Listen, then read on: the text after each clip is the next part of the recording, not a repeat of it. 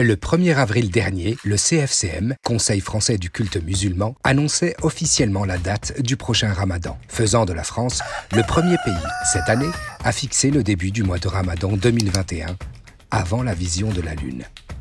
Comment c'est possible ? Le CFCM, comme depuis plusieurs années, a opté pour l'utilisation du calcul astronomique pour établir le calendrier lunaire. Sauf que jusqu'ici, ce calcul scientifique permettait surtout de faciliter la vision du croissant et l'annonce de la nouvelle lune. Pas d'annoncer une date officielle 15 jours avant, et donc 15 jours avant la vision de ce croissant. Mais c'est quoi au juste le calcul scientifique ? C'est le moyen qui permet de déterminer à l'avance l'instant de l'alignement de la Lune et du Soleil, communément appelé la nouvelle lune. Sa valeur moyenne est de 29,530 jours. Cependant, en termes de lunaison vraie, sa durée oscille entre 29,27 jours et 29,84 jours. Pour les moins scientifiques d'entre nous, il suffit de se rendre sur le serveur d'éphémérides de l'IMCCE pour générer l'ensemble des éphémérides que l'on souhaite.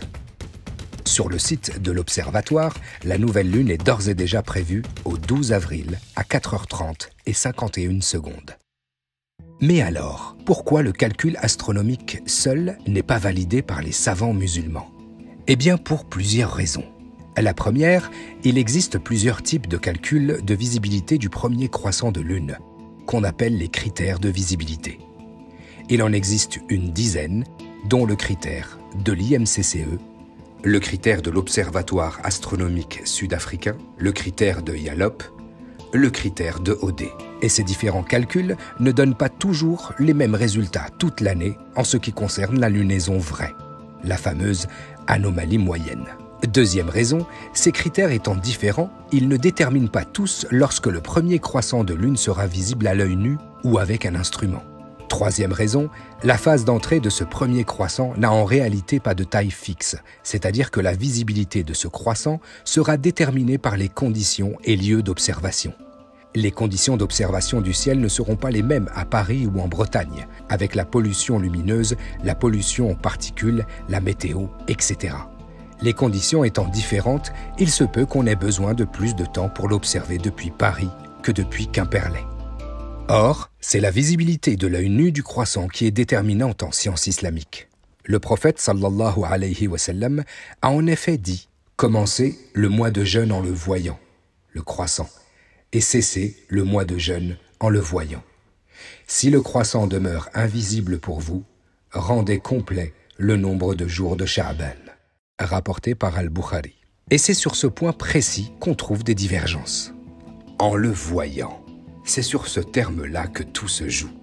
La vision, qui selon de nombreux savants doit être possible pour le commun des mortels, pas seulement par des astrophysiciens ou ceux qui possèdent des instruments.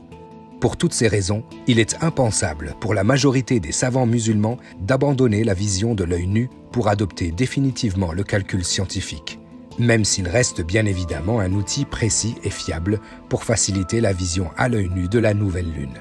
En gros, le calcul est un support, mais il reste un élément secondaire et ne peut être l'unique moyen sur lequel se baser pour déclarer la nouvelle lune. C'est lui qui a fait du soleil une lumière et de la lune une clarté. C'est lui qui a déterminé les phases de celle-ci, afin que vous puissiez dénombrer les années et calculer la durée du temps. Ce n'est pas sans but sérieux que Dieu a créé tout cela. C'est ainsi qu'il expose ces signes pour ceux qui comprennent. Sourate Yunus, verset 5. Et pour d'autres, il est peut-être un moyen pour rappeler à tous les musulmans qu'ils sont responsables, eux aussi, de leurs bonnes pratiques, et de les inciter à ne pas se dérober, ni à se laisser dérober. Qu'ils soient bédouins ou astrophysiciens, il n'y a pas d'intermédiaire entre le musulman et son créateur.